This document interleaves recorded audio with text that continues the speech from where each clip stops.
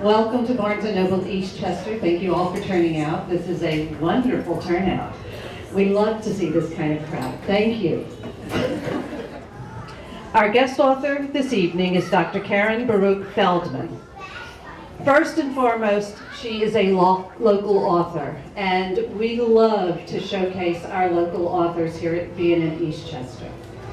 Dr. Baruch Feldman is a clinical psychologist and certified school psychologist with years of experience helping teens find their grit.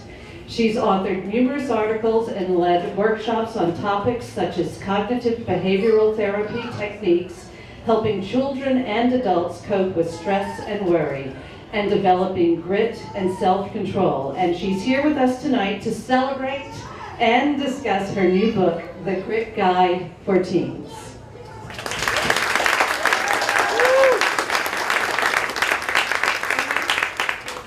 Thank you so much. I'm so excited about everybody being here.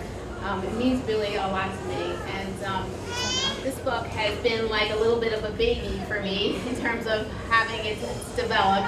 But you know, unlike a baby, a lot of times when you have a baby, everyone's like, oh, your baby's so cute and it's really nice. But when I wrote this book, it didn't work always like that. There were times when, you know, the publisher wanted to take the arm off and put it on his leg, or just take the arm off completely. So without everybody here, I could not have done that. So I really, really want to thank everyone who's here. It means so, so much to me. And the way we're going to do this program is a little bit, I guess, different than a traditional book signing. And this is actually my book launch. The book came out July 1st, but this is really the official book launch. So thank you for being part of it.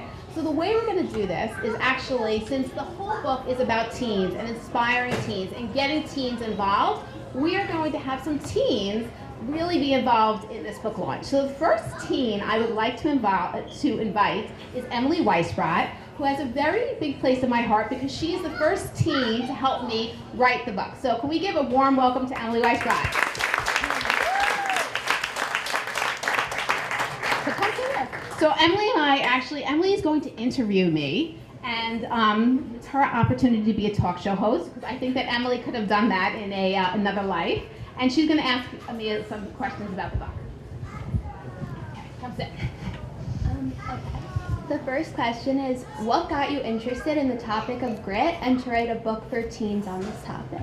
Okay, so I just want to make sure everybody can hear what Emily said. So why am I interested in this topic?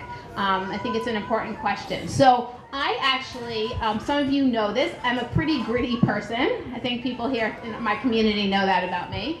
I've always been very academically gritty, but in terms of sometimes my wellness, that wasn't an area that I was so gritty. So what I tried to do was I tried to look at my strengths, where I was always strong academically, and apply it to the areas that I had this weakness. And so for me, it really was a very personal journey about writing about grit. And then the other thing that I found is that in terms of my patients, I have teen patients, I have kids I work in school, and what I found is that the ones that were gritty, the ones who really worked hard, were the ones who could be successful. And I guess that's my lens to this as a psychologist that works with lots of teenagers. I really wanted to share their story, what worked for them, and have it be spread not only in my practice, but with other people as well. How do you define grit? Okay, so my book is really based on Dr. Angela Duckworth's research on grit, and she defines grit as having passion and perseverance for long-term goals. For me, I also add the word meaningful to that sentence. So it's having passion and perseverance for long-term and meaningful goals. So what does that mean? So it's having a goal and being able to stick with that goal even when it's really tough, and being able to bounce back. So it's having passion for things that are important to you and being able to kind of rebound and be resilient. When I first started working with you on this book, grit was not a well-known topic, but now that the concept is more established, what makes this book unique? Okay, so I think that, I guess what's unique is partly what I said to you before, which is my lens, is that I'm more of a clinical psychologist, and I really am interested also in the notion of like emotional grit. Like, how do people emotionally push through things? And so in my book, what I did was I actually talk about different kinds of grit. So I talk about social grit, extracurricular, academic, and that's sort of unique to the field. That hasn't sort of been, like, really Angela Duckworth spoke a lot about athletes and things like that. So my book is a little different in that it talks about these different domains. It's also the first book that is written for teens, and it was really important, and that's why I'm so glad you're doing this with me, because I really made a concerted effort to involve teens. And I remember I would have you read this and I'd be like, Emily, does this make sense? Like, do teens speak like this? Is it Snapchat? Is it Instagram? Like what, how do you say these things? So I would also bother my daughter and my son about that as well. There's my daughter shaking her head saying, yes, this is true. But I really wanted to make sure that the examples, that it really rung true. And so I think that that's really what I really tried to do. I took the research from Angela Duckworth on grit, on growth mindset, and also Walter Mischel, who I had the pleasure of being his student, on self-control, and tried to put it together in a way that was going to be accessible for teens. Why did you write a book for teens specifically? So I think that, first of all, I think it's hard being a teen today. I really do. I think that there's a lot of things that are going on. I think that you have so many things competing for your attention. And I think that right now, even it's true for grown-ups as well, but you know, as a teen, even more so, like, it's hard to think about the long term. And for me, grit is about the long term. How do you really have a goal and stick with it? And if everything is so short term and everything is like a text and a Snapchat, I got that right? Very fast things, right? So I think that it makes it really hard. And so I wanted to give teens a guide to help them through this, because I think that more so today, teens need to kind of grow grit. And I also think that given where we are with technology, I think that a lot of skills like, you know, reading and math and writing, a lot of factual stuff, people will have in their computer. And what really teens need is to have that grit and to be able to deal with hard things. Because I also think that as parents, we're often really quite anxious. And we sometimes protect our kids because we want them to be happy. And I think that sometimes it's hard for us to have our teens kind of have things that are difficult. And so as a result, I think sometimes teens haven't been exposed to so many difficulties, and it makes it hard for them to do hard things. And I think this is what it's about. And one thing I definitely learned from the experience is by doing hard things, you're more willing to do other hard things. So like for me, for example, I started doing like these half marathons with my friend Helene, who's my little workout buddy here. And now I actually been inspired to do the New York Marathon. Yes, I'm making that announcement out loud, so I cannot give it up and not quit. But basically, that experience has helped me to do other hard things. And the same thing, even writing the book, there were definitely things that were so hard, but by doing hard things and knowing I did other hard things, it made it easier to take on other things. Without giving everything away, what are some key points you want readers to take away? So for me, I guess the way the book is laid out is about having a gritty mindset. So I really believe that to be gritty, you need to do it from a place of yes, not from a place of no. So if we all took a moment and we just go like this, yes, right, versus no. So when we say yes, we feel more inspired. When we feel no, we just don't want to do anything. And so for me, I really want people to come to this from a place of optimism and from a place of yes, and have that kind of mindset. In terms of behavior, I also think it's not enough just to have that mindset. You have to engage in that behavior. So for example, if I want to run this marathon, I have to stick to the training schedule that I was been given by my friend Helene, even though it might not be exactly what I want to do, because that's how it's going to work. So the fact is, you have to have that mindset, you have to have the behavior, and you also have to have what I have here, which is crazy, which is all this support. Because without support, you can't do these things. And so to take hard things, and that was something I found from the teens that I interviewed, that they took on hard things because they had support. So when you have that community, when you have that built in, you can do amazing things. Is there a dark side to grit? Can you be too gritty? I do think that there is a dark side to grit in that I think that there's stupid grit, as Carolyn Miller writes in her book, Getting Grit. And I also think that if grit is not tied to goodness or purpose, then it's not really the kind of grit that I feel that we should be aspiring to. But when people do things, not only for themselves, but for other people, then people can do great things. So one of the things, and I will say this a little later in my thank yous, that really kind of helped me, is that I dedicated this book to my dad. I'm gonna start to cry. Anyway, and I really felt like by doing this and like keeping his memory alive, that I felt like I really wanted to get this message across. Because my dad was really gritty, and I feel like a blessing that I was able to do this work and have him in mind and keep his legacy alive. What can parents, teachers, and counselors do if they want to encourage their teens to grow their grit? So I think that, and I hope you don't take offense, teens are kind of challenging, right? Anyone here have teens? Or you can't just give them a book. Like, I don't think that that's going to work, right, Emily? So I think that you have to kind of be a little nudgy, and stealthy, and actually get teens to be involved with things as opposed to just sort of having them be passive recipients. So in my work, and I see my principal here from my school, which I'm so excited about, I do a lot of work with students. And what I try to do to get their involvement is for them to be leaders, for them to try to take this on and teach other people. And part of the reason why I got you and other people, other teens that are involved here in the book, is that I feel that if you get involved and you spread this message, I think it's more powerful than if I do. So Emily, if you and your friends can share with people the value of the book, I think it'll be much more powerful than if it comes from me. And part of what I'm trying to do is actually make videos. So I have some gritty teens, some I filmed here at the library, at Barnes & Noble, and trying to inspire teens to share their story so that other people will want to do it as well. So, Emily, what about you? I know that a little bit about you, but why don't you share a little bit about your grit story? So, in my sophomore year of high school, I had to miss a lot of school for medical reasons, and it was really hard to go back as a junior. And it was really hard socially, academically, to like get back into the swing of things. So that was like, I had to use a lot of grit. And I agree with a lot of the things that you said, that now because I was able to do that, I'm able to do other hard things. And I think that a big part of grit is that it has to come from within. Like, you can't force someone to be gritty. It has to just happen on their own, and it has to really come from within. They have to want to do it. Okay. So thank you, Emily. I'm so glad that you were able to do this with me. Can we give a round of applause to Emily?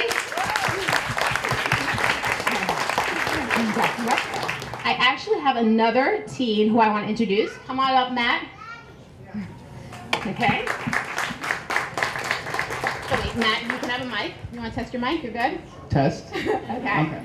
So I want to also, as I said, part of this work is really inspiring other people and hearing from teens themselves. So Matt, can you tell me a little bit what grit means to you? Well, for me, grit means having determination when facing a challenge. And when I face a challenge, I set a goal for myself and think of the positive outcome that will happen because if I reach that goal. And when I try to accomplish a goal, I stay focused and I work really hard to reach that goal. And I know that if I fail, I will learn from the experience and get back up and try again. And where have you been gritty? Well, I've been gritty in a lot of places. I was diagnosed with Tourette syndrome, ADHD, and OCD when I was 9 years old. So that all has impacted my life in pretty much every area you can imagine. So I had to be really gritty when just doing everyday life things because of those medical conditions. And for example, in school, I've had a lot of trouble with learning difficulties, and mostly in the areas of understanding what I read, paying attention, and writing challenges. But I use grit to help understand and improve in those areas. And I've also struggled with a lot of motor and vocal tics, and tics are the uncontrollable movements that someone with Tourette syndrome may make, and motor is like kind of like movements and jolts or whatnot, and vocal is more of like the actual sounds and whatnot. And my tics occurred every day, hundreds of times a day, and I had to use grit to get through them because they could be pretty distracting to me and others, embarrassing, and pretty painful sometimes. So, I don't know if you sort of answered that in this already question, but have there been specific obstacles that you faced? Yeah, so I think the biggest obstacle that I've had to face was changing the way my mindset was set and to make it so that the tics don't define me and limit what I can do. And I've done this by doing lots of things over time. It's something I've learned just throughout the years. And I first had to know that I will always have Tourette, so I'm going to just have to accept it. I need to accept it. So then I had to learn how to handle my tics by going to like therapy and whatnot, learning different strategies, such as like relaxation strategies that can help reduce the tics. And also I found that like physical exercise, for me playing soccer, always just helps reduce the tic amount, and by doing those things have helped me cope with it. And I also have always asked for help when I need it because like you said before, this is like a big journey and you need support throughout the whole thing. And in my book, I talk a little bit about having that optimistic mindset or a positive mindset. How do you feel like, do you feel like you're an optimistic type of person? I think I am, yeah. I mean, after all this challenges and whatnot I've had to live with throughout my life, I think I've learned like a thing or two. And well, I embraced my Tourette, ADHD, and OCD so I don't suffer from it and it doesn't control me. And I face challenges head on, and I learned that throughout just, like I said before, everyday life and the many challenges I had to face.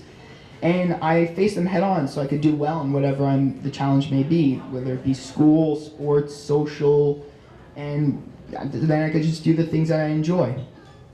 And as I said before, although it's very important to have that mindset, it's also important to have that behavior. Is there ways that you feel like you really have that gritty behavior?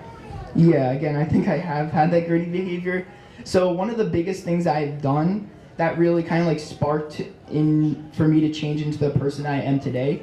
So believe it or not, I wasn't really always that like out, like, I know, like speaking that about my Tourette, I was kind of like embarrassed about it. And I was diagnosed when I was 9 years old, and for the first full year, I was so embarrassed about having it that I just didn't want to tell anybody, not my friends, teachers. It was even hard to tell some of my family members. And I made a big decision after the year because it was just too much to share with my classmates and have a youth ambassador, which is a teen with Tourette, to come into the class and educate the class about Tourette. And one of the things that really made me I was really inspired. So I stood up next to him doing something I've never done before, like actually opening myself up and explaining to everyone that I have Tourette. And I think that was a very big step in my life, in the journey that really kind of influenced everything in the future.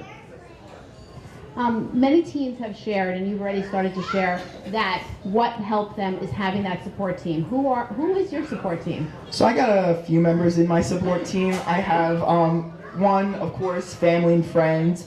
No matter what, my friends and family have always been there when I needed help, either with my tics if I'm having a hard day, if I'm having trouble with schoolwork or whatnot because of my Tourette or other medical illnesses. They're always there, and they always have accepted me for who I am, regardless of my Tourette. They like me for who I am, and I'm grateful because of that. And also, therapists have helped me a lot. They have taught me the strategies that I use when I'm having a hard time with my tics, such as the breathing strategies and whatnot, as I mentioned. And doctors have also been a big part. They have prescribed me medications, which has helped decrease the tic load and make my life a lot easier because of that. And also the Tourette Association of America have been there. The New York Hudson Valley chapter, that's what I've been a part of. They've been there since I was diagnosed, and they've offered many great opportunities for me to meet other teens and families who have Tourette and going through the same challenges as I have. It made me feel like I wasn't alone. Gave me community. Right, and community is huge. And the other thing that is huge that I found when you really look at people who have grit is that they have a sense of purpose. So, like, for example, Simone Manuel, when she won the Olympics, she said that she did it not only for herself, but for every other African American person before and after for her. So when I feel like, and that's what I even shared with you before, when I have that sense of purpose, I'm able to do great things. What about for you? I know you do this for yourself, but how are you also sharing that, using that sense of purpose? So once I kind of established myself and made my, just got up to the, kind of like how I could accept my Tourette, and I accepted myself with it, I went to become a youth ambassador, just like the team with Tourette did to me. That inspired me to do that. And it was a big step in my life again. I have educated many adults, teens, teachers about it. So like what you said, like once I did something for myself, I went to do it for the other mass of people. If you had some words of wisdom that you wanted to share with other teens to inspire them, because I feel like your story is very inspirational, what would those words be? Well, the best advice I could give to the people who want to develop grit is to embrace who you are and face challenges head on. And when you're facing the challenges, set a goal for yourself, like you mentioned before, and think of the positive outcome that will happen because of it, like with the marathon, just the feeling of, yeah, I did that, writing the book. And also work hard to get through the challenges. And don't be afraid of failure, because you could learn from the experiences and you'll become a stronger person because of it. Well, I want to really thank you. And can we give a big round of applause to Matt? Thank you. Part of why this is like the best part of writing this book, which I didn't even think about, was having experiences like this. So thank you for allowing me to do that. Thank you.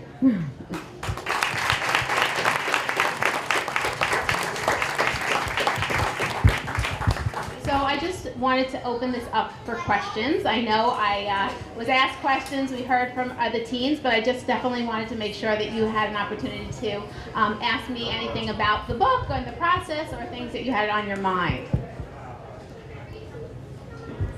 Yes? How would you recommend we get our teens to understand the importance of grit and use the techniques in the book? Like you said, if you just hand them the book, they're not going to read it. What would you recommend as a way of doing that? I think again, leading by example. So by you as a parent sort of taking on hard things, I think that sends a message. I think that if you can also, again, in terms of sharing with your kids how when you have an obstacle, I think that how you handle it, I think that a lot of times people see people like Michael Jordan or really famous people, and you don't see all the work that goes into it. And I think it's really important for us to share what goes into that, all that hard work, all the disappointment, all the no's, For example, when I did this project in terms of getting endorsements or even coming here and speaking at Barnes & Noble, I was first told no. But for me, I was told that I wouldn't be able to get 50 people maybe in this room. This is true. Okay?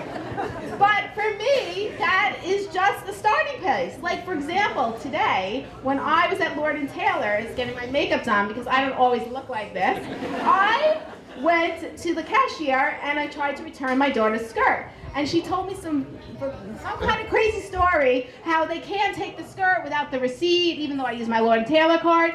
However, I was like, that makes no sense. So I went to the next cashier and I said to them, this makes no sense. I was told if I use my Lord & Taylor card, I could do that. And she said, yes, we can do that. And it was done. So the fact is, I feel like I'm constantly living this life where you don't say, again, in a nice way, because there's a fine line between having chutzpah and and being always kind and respectful, but always kind of going through and seeing challenges as part of the process. I think that that's really an important message, is to seeing that no's along the way are just those stepping stones and are going to be part of the journey.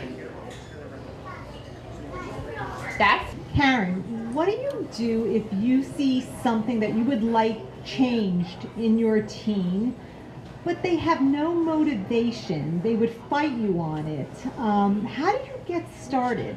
Right, I think that's a great question, and I think that it's buy-in is key. So in the first, basically, chapter of my book, I talk about how do you get that buy-in, because without that buy-in, it's not going to happen. It has to come from a place of yes. It has to come from the person. It has to have that intrinsic motivation. They have to see how it's valuable to them. And so I think that that's part of the work, is not starting and just trying to get people to be gritty, but first trying to get the hook. One of the exercises I do in there is trying to attach to your values, to your sense of purpose. Like if your values, let's say, are your family or your friends or even humor, whatever it is, how do you attach that value to then your goal? And how do you have some control over it and see it as an intrinsic motivation? Because without that step, it's not going to happen, and that's a really good point. And I think that sometimes we forget that kids and teens are a work in progress, right? We came to things at certain times, and even especially with teens, their brain is less developed and differently developed than we are. And so we have to take that into consideration in terms of how we intervene. So again, the first step is to get that buy-in. And without that buy-in, there's nothing else. Yes? So I have a question about this book. I just saw this today. So is this book about for parents or is for teens? And then how do we use this book? So the book is actually written for teens. It happens to be, which I thought was very interesting, and we discussed this morning, it's in the parent section, but it's a book that was written for teens. So it's like, as I said, I use teens in terms of having them read the book and using teen examples. So really the goal is to have teens, use the book themselves. I'm not that optimistic that most teens are going to come into Barnes & Noble and just say, pick this book up and, read it. I think that mostly parents and teachers and educators are going to be buying the book, but it's for use for the teen themselves. Does that answer your question?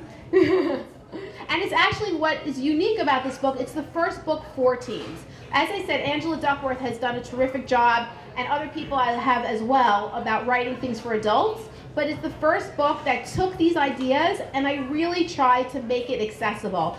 I would say my strength is not my grammar. My strength is much more in trying to take really more complex ideas and trying to apply it and make it usable for people. And I do that all the time. I do that in my work. And I guess that's my unique lens, is that in my school and also in my practice, I'm constantly trying to take theory and then have it be said in a way that makes sense for young people. Teens is a numerical concept. What actual ages does this work for? So the book, as I said, I've used concepts from this book with my 5th graders. So that's even below teen. But I do think that the book has value up until college. So I know, for example, there's a lot of stress and it's hard to start going to college and like launching and things like that. So I know that a lot of teens have been sort of interested in that age, and also it can be used for younger kids as well. The concepts, and as I said, the style is written in a way that it sort of can be across that age group. Do you have any plans to develop lessons or presentations for a classroom that would teach the kids about grit and these things? Yeah, so I have done that. I've done workshops in my own school with 5th graders. We did a whole thing where the kids developed their own grit goals, and then I would check in with them and make sure that they're getting that buy-in, having that mindset, having that behavior. There's also a concept which I love, which is called WHOOP, which is a strategy that people use also in the classroom. And so I've done a lot of this work in the classroom in my school, and I've also done workshops in other schools where I've taught teachers how to bring this into the classroom. So yes, my goal is for this to be able to be brought into the classroom. Part of my work, I write about grit in this book, but what I'm really interested also in is called character strengths, or what we call positive education. And what that is really the idea of teaching things like grit and self-control and even like kindness and empathy and flexibility, and teaching these skills like we teach reading and math. And it's part of this larger thing called positive education. And I do believe like that's the new forefront of education and teaching them in that way. And in that thing, in my school, for example, I've done that even with third graders, and they've really learned these skills on a cellular level. Like, I see they're making changes in the way that they view things and how they see challenges and how they see problems. And so I think that, and I believe that we can teach these things. As a psychologist, you would hope that I believe that we could teach these things. But I have seen the evidence that we can. And that's what I'm sort of really interested in. How about for parents? Teaching? Parents how to deal with their children to teach them grit. Yes, so yes. And actually, this book is written for teens, but when you buy the book, and you register it with New Harbinger, there's an online section that talks about what parents and teachers can do to help increase grit. And that's included with the book. Not in the book itself, but is available once you purchase the book. Yes. Oh, yes, I'm very excited about this question. This is my father-in-law. Is there any one person whom you would consider to be your hero? My hero? Well, I don't know, I would say that's a hard question, huh? But I did, as I said, dedicate this book to my dad. My father was, he went through work camps, he lived in Romania, and then he came to Israel, and then he came to America, and he was just, he was gritty before it was really trendy to be gritty, and he always took on challenges, and he was a real role model for my family. And as I said to you, for me, I guess I feel like it's a real blessing that I could write a book and dedicate it to him. So I guess to answer your question, I guess that would be my hero. Although my mother, sitting here, is also my hero. And she also has influenced me in a great way. My mom is very optimistic. Anyone who knows my mother knows this to be true, if she's ever around, because she's always in a different place. But she's very optimistic, and so having that kind of mindset has always been like part of who I am. So I feel really like blessed to be grown up in that environment.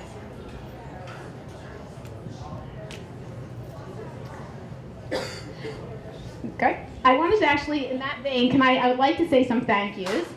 I wanted to thank, first of all, I do want to really thank the Duckworth Lab. The Duckworth Lab has been very, very generous with me. I actually came to writing this book before Angela had written her book. And at that point, her lab was very different. They have now, if you go to Angela Duckworth's page, she has a thing called characterlab.org, and I would highly recommend it to all of you.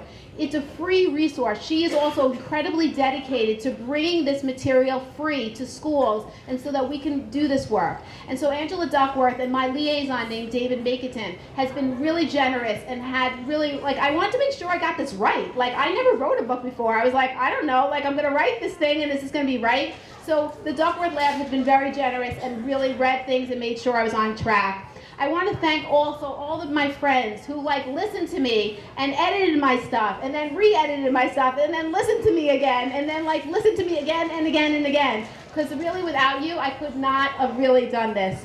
I also, as I said, I really want to thank the teens. The teens have been amazing, and my favorite part of doing this, like Emily and Rachel Abudi, who I think is here. Where's Rachel? Is she here? And Rachel. And Katie Parker and Kira. When I actually had the opportunity to partner with the school, SAR, that's where my kids, I actually have teens. So I don't only know this from my patients, I have this from my own family, but Kira and Katie were my interns, and they were my first interns, and they helped me with also writing the book. They were actually, which was really interesting, they were really interested in the topic of self-control. And out of all the things, they actually helped me write that chapter on self-control. And then this year, I had other interns, Hannah Lafer, who helped with me with all the PR, and now I have Alyssa Levy. Where's Alyssa Levy? Who also is helping me with videos. We also almost got thrown out of your store, by the way, because we were filming in here trying to get more videos. But have been having a really great time working with the teens. I also want to thank New Harbinger, which is the publisher, who basically, just so you know, the reason how this happened was a little bit of luck. So I write blogs, and so somebody from New Harbinger saw my blog, and they asked me to write the book. And so New Harbinger believed in me and gave me this opportunity, and I could not have done this without Daisy, where's Daisy? Over there, who helped me edit this thing, because as I said, I don't think that my forte is talking, not necessarily writing. So I really thank Daisy for helping me make sure that this thing has the proper grammar and the right way of writing this. Also, I just want to thank my family, my husband. Let's give a round of applause to my husband. Who has to deal with this gritty wife, right? Not so easy. To have a wife that gets up at 5 o'clock in the morning to write this book and to like always being like, you know, let's do this and let's go on to challenges and having this energy. And my 2 teens, okay, Emily, yes, and Corey, with Corey, right here, who like brought his friends to my events and also would help get involved with this. I also really want to thank my mentor, Elizabeth Rondola. We can give a round of applause to her too. I was her first student. Yes, I was her first student. And she really taught me how to mentor other people. She taught me, I remember, you were very generous with me all the time, taking me on conferences and letting me be an author on these papers.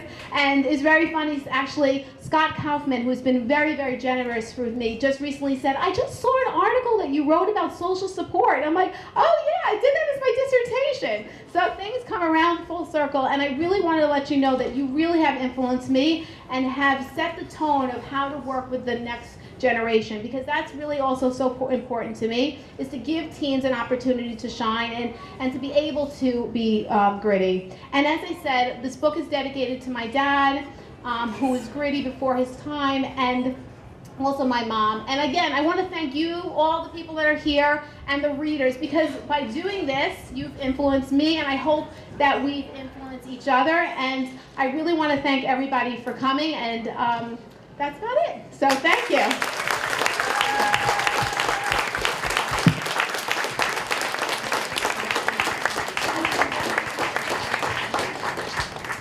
So Karen's going to sit here and sign some books.